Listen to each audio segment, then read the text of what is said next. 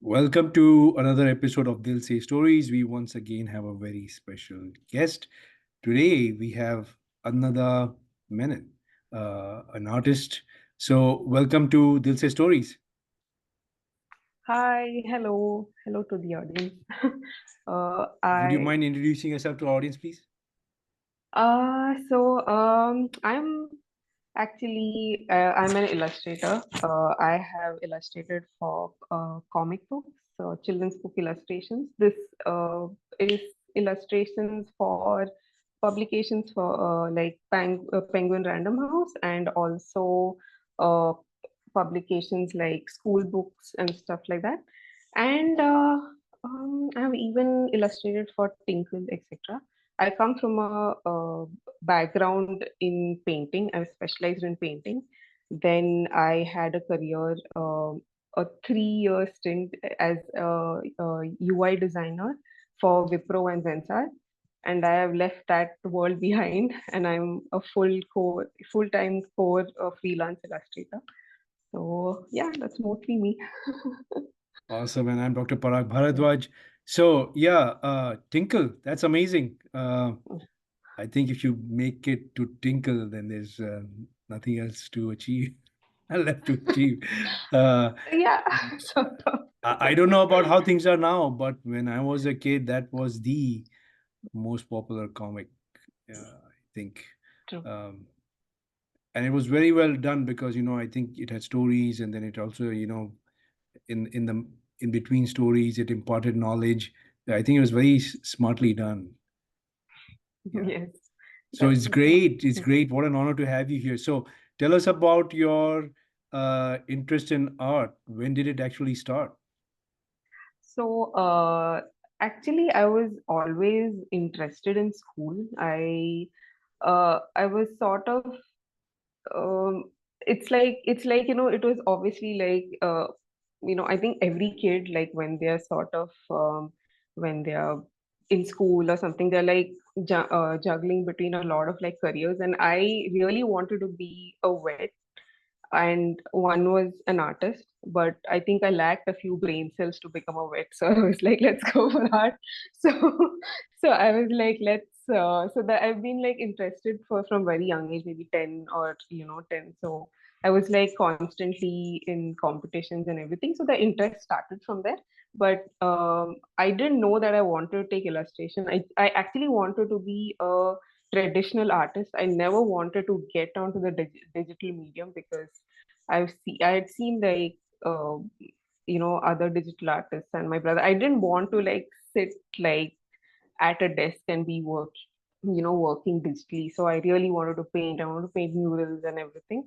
So I did do my official training there, and that's when I actually started really getting interested in illustrations. Like I didn't know that I was already being illustrative with my work, and yeah, slowly, I think I my interest slightly went off when I started, a proper 9 to 5 IT job, and that actually I still continued illustrating. I always carried a tiny like A5 sketch pad, and I was constantly illustrating in that. And then I finally knew that this is my line, but I'm not in the right line right now, so I need to take a break, stop everything, and restart my artistic journey. So that's where it actually started. Like I would say, if the time when I know where I actually got really interested and invested in art was at that point where I was like, I need to take a break. I need to know what I'm doing in the future.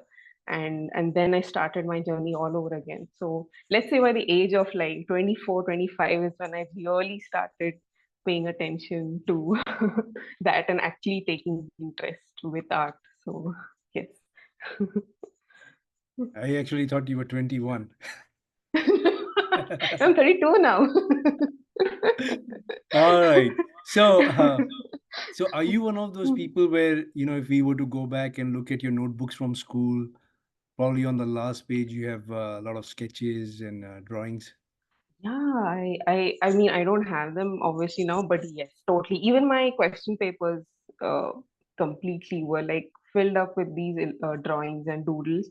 And the worst part is like itching to draw on, like, board exams. They were very strict with the question paper. You're not supposed to write or draw anything on it. So after I would finish my paper, I would be itching to draw somewhere. So yeah, so yeah. Well, I hope you drew in the answer sheet because I'm sure you scored a lot more extra points Oh yes, because of biology was like, oh yes, yes. I went full out. Yeah, I was really dedicated in that subject. Yeah. So when you were a kid, what did you like to draw? What was your like what was the theme in terms of s- subject or subjects? Uh, I think, like, I would say I had a very let's say a very restricted, like, I think it just comes from training. Like, you don't really draw away from what you're drawing in school. Like, in school they used to teachers used to pick up those. We had these neat drawing books. So like the teacher would come draw out of it on the board, and then you copy that thing. So everything was sort of like that. Like, I never knew where to start from if I had to sit and draw myself. So everything was sort of, I had to depend on my environment and the people who sort of nudged me to draw. Then I would draw. Only I would really draw if it's a competition where I actually have to like apply myself, where there's no external help. That's the only time I would actually apply myself. So only by the age of, like, when I actually got really serious about like properly drawing, was I actually started going for an art class. So that, I think, she really changed my perspective on what to draw, and when, like, be free on what to draw and stuff. So that, I think, by the age of only 15 or 16, I was like a little more independent. I was mostly drawing a lot of stuff from reference and stuff like that, but I did mostly look at pictures, like photographs, and I started drawing. And then I started picking up on how to draw from imagination. So once you start like drawing, observe from photos, then you have an inventory of images. That's when you can start imagining and start drawing. So that was the age where I actually started drawing. Nothing too creative. I had a very bad sense of color and shape and everything, so only started building that then. So yes, that's the age when, like, yeah, I started it. But nothing, like, no great ideas. They were just like random scribbles and stuff. So Yeah, I'm glad you brought up so colors yeah. because your work is such a splash of colors, right? And so when did you start like focusing on not just the drawing aspect of it, but brightening up your artwork with colors? I think this automatically comes with when you like start. I started like setting these short-term goals where I wanted to like finally like start illustrating for children's books. So I started looking at their color palettes. It's like the color palettes is basically, it screams don't limit yourself. So I went like full on. That's the time when I was like, I really need to learn how to pick my colors, and I really love warm colors a lot.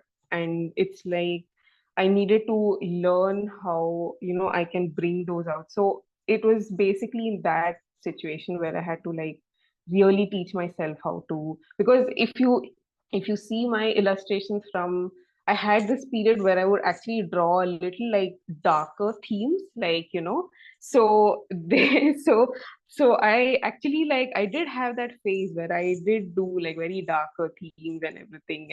And then slowly I was like, I need to push into this field of illustrating. So because I think it really like brightened up my Instagram page as well. So I was like, yeah, I think I should do this because it's like happier stuff. I think people feel happy while scrolling on Instagram. So that's where I started. Yeah, you seem such a positive person. I think even the darkest work of yours would probably be quite positive for post. Yeah. So I'm just looking at your work and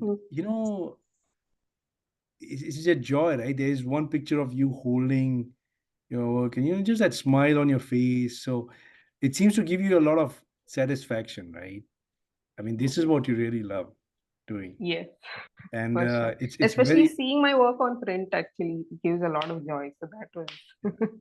and I've also noticed you Mhm, mentioned when you uh, draw illustrations for kids, mhm, your choice of colors are a little bit different because I think, kids are attracted to different colors in a different way. right. And is that a valid observation? Yeah, yeah, that's exactly what I said. That was the journey to make sure that it pops. The thing is, it starts apart from, it creates opportunity for me to get projects like that. So it's basically that color palette. How I illustrate on my Instagram is basically that, to even attract the client so that they see me fit to, illustrate for their books and stuff. So yeah, that is basically the goal, to like attract that kind of, clientele. So Now, when you draw illustrations for an adult audience versus mhm, children, mhm. what is different in terms of your process? I guess I guess like uh having like, let's say, even theme wise, I think when let's like, let's say for adults, I think I can be a little less filtered. I don't have to be too careful with, what I draw. So there I can be, um I guess, like, my what I illustrate doesn't have to, the language of the illustration can be very mysterious, or I can go dystopian and very, in that way. So like, that audience sort of likes these kind of things. Like, but for kids I have to be very minimalistic. Like, I have to break down an idea and everything. Like, they don't need it to be confusing, it has to be quite straightforward. So the illustration has to look quite broken down and everything like that for me to communicate what exactly I'm looking at. So there are like two, like, really different ways I have to approach it. So the adult, like, stuff, like, theme wise, is like, it's a little more freeing for me in case of like idea and the way I illustrate, because I can go so much more crazier. Here I have to like really, I really need an art director most of the time when I'm illustrating, because I have to be like, is this okay to go in a children's book? Like, is it like too heavy, or is this fine? So yeah, so I think, yeah, there's that. I have to create, it's like poles apart Got it. while Thank you. ideating. Thank you for sharing that. And you have this one animation called Reprieve, and it is just amazing. Just simple things, that we take for granted, and you've just captured them so well. And I mean, I could just, it's very Keep therapeutic to just looking. watch it. You know? I So mean, you just can you the, can you can actually go for the longer loop of it on YouTube, because it comes with the entire lyrics. okay. So it's like a 4 minute. The whole song is there. So maybe you can listen to the song and then watch the loop for like 4 minutes. You'll feel better. Got it. Got it. Thanks for mentioning that. So we will add your Instagram account, and uh, please share your YouTube link as well, and we will Sure. add that in the description. Now, another thing that I've noticed in your illustrations is, you capture, you know, very routine moments in your illustrations, right? That there's this uh, illustration of a sweet shop, Mhm. right? Yeah. And you can just relate to it, all the items, the way you've drawn, and the shop owner is giving a piece of sweet to a little girl, and we see Yeah. that in our day-to-day lives. And yeah, it's just very well done. It's just I think what it really does is make us feel like a kid again. Yeah. you know I mean, that's True. something that you're able to do very well. So tell us about artists that you admire. Oh my God, the list is endless. Maybe I'll take two of them, and who are like, sort of, what do you say? I won't take like names of masters, because that's that time is gone. Like, I am still inspired by them, but they're like sort of my peers, plus like artist work who are inspirational in a way that not just what you say, what they create, but how they market themselves, how they are as an individual. So one actually I'd say is an artist called Lavanya Naidu. She's actually based in Australia now. Australia only, yeah. So I just love the way she draws. Like she has this amazing skill of, let's say, even illustrating, but emoting through her illustrations. It's so beautiful, and she's into children's books illustrations as well, and I've been following her for so long. So it's like basically like I've like fangirled at her. Like I've we like when I comment on her her post, I'm like fangirling. I'm like, what is that? So like we fangirl on each other. So she's really like so inspirational. Like I think if I like set a goal for myself, I would be like this is the level I would like to reach. Not comparing myself to her, but I'm saying that if I need to produce that quality of work in the future, I would really love to give that dedication of, like, because she has this her lighting for her illustrations, everything is like so perfect, all the characters are so perfect. So I feel like she's one of the biggest from my peers actually. And the other one is James Jean. Uh, he's um, he's he's a Taiwanese artist, and he settled in the US, and he's, oh my god, he's super talented. Like when it comes to painting on canvas, I think he's, oh my god, he's brilliant. Like I've actually gone to a show of his in South Korea. Like that was my first international trip with my brother. We went there and we were gawking at all his paintings. Like even one of my favorite paintings of his was there. I was standing there for 10-15 minutes staring at it. I was like, how did he do this? It looks literally printed the way he is like painted it, because the colors are magnificent and everything is so perfect. Like you can't find a fault in it. So his career also, I really love it. He started from DC Comics. That was his first career, and he's won several awards for all the comics he has done.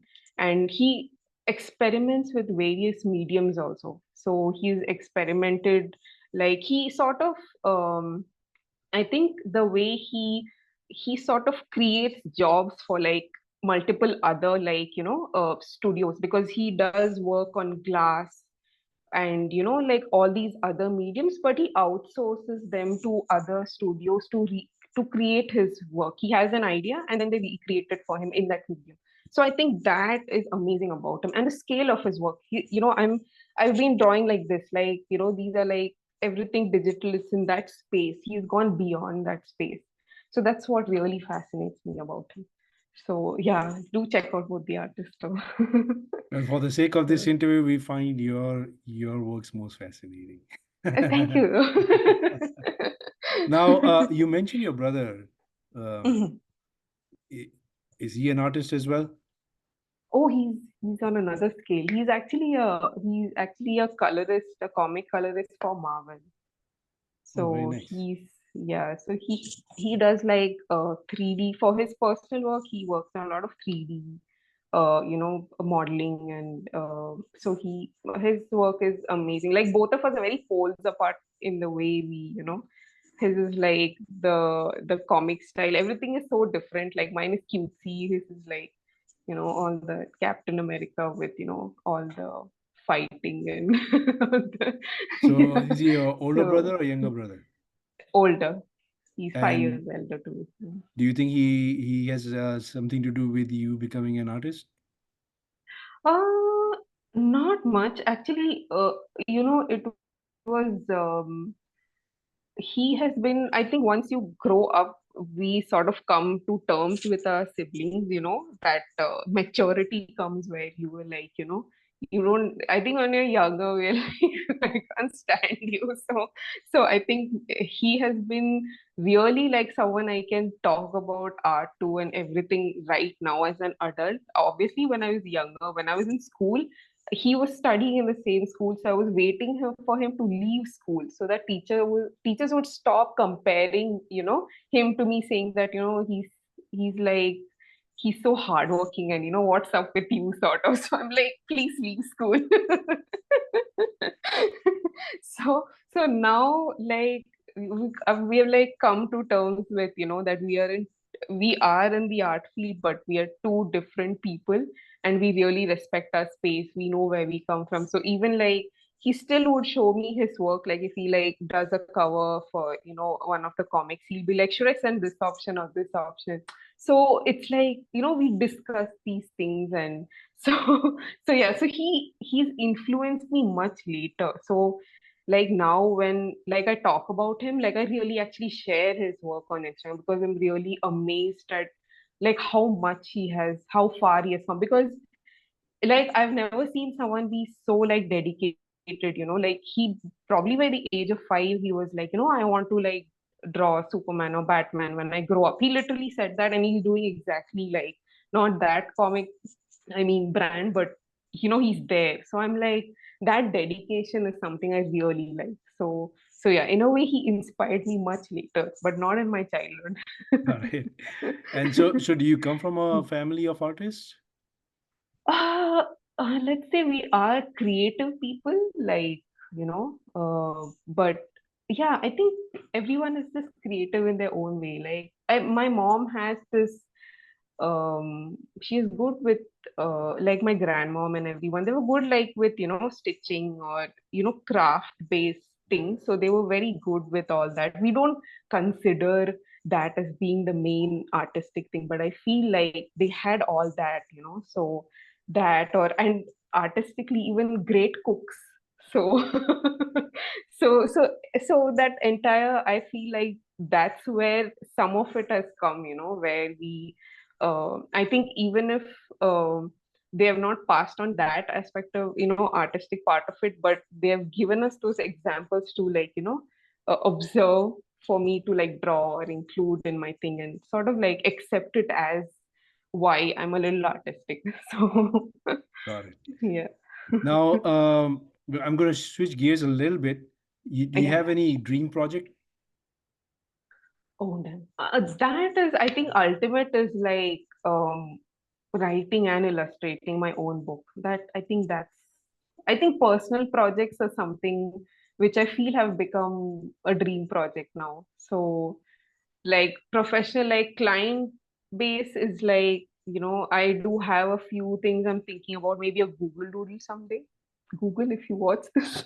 so so maybe that someday. But I feel like I, as a personal goal, I would really love it if I could start, I would really like to write and illustrate a couple of my own books. So I need to like, for myself, I would really like to set that as a goal.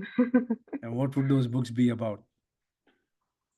I think they would be really personal. I think it will be, the first one is already slightly ideated, but I feel like I sort of go back to my roots and my childhood and everything. So one was already, one was about like Onam actually. So I would actually make stuff like that, but it wouldn't be like a daily, like in the real world. I wanted to make it very fantasy based and stuff like that. So maybe on those lines. And there was one story that I really wanted to pick up as well. I illustrated long back, and it's there on my Instagram feed. I think I made it in 2020. So it was about this. I wanted to sort of experiment with Kathakali like dancers and their makeup and everything, but it was the story about this dancer who like adopts a cat, like randomly a stray walks in, so, and he adopts it, and how through the eyes of the cat sort of sees Kathakali, and how the cat sort of fears the look, like how does my owner suddenly transform into this scary looking thing. So I wanted to do something on those lines. So so Very yeah, nice. those are We'll something I think. we'll look forward to those books. Hopefully soon. So before we wind up, I always like to ask the artists that I interview this question, and how do you look at the world? Because I'm a doctor. I just look at the world the way we look at it, right? Most people look at it, but I think the artists, especially with your talent, you look probably at the world very differently, right? So uh, noticing the colors or just the opportunity, when you're looking at a particular situation, like, yeah, I think I should draw this, right? So tell us a little bit about how you look at the world overall. Ah, I mean, I think like maybe as a sensitive person plus being an artist, I think it's like I do pick up on a lot of like the what do you say? If you see like the things I draw, it's mostly, I'm not saying I'm trying to like cover up an emotion. I'll say that like there's so much going on in the world right now. We have like there's so much, like so many horrible things happening, but it's like I know that we what we do is we sort of like, for me, let me say, like I'm absorbing that part, but I'm like I need to what do you say, transform this into something else. Like I have the medium to lighten up an environment. So how do I sort of do that? Because I'm taking too much. Like I think like I think we observe a little too much. Everything we observe, we every tiny thing, like it's sensory overload. so so the thing is like I sort of have tried filtering myself out and what I observe. So I really, even now when I'm illustrating these, like this daily, like you said, the sweet shop and everything, like I feel like I've started bringing out those aspects in life, like we have stopped looking at.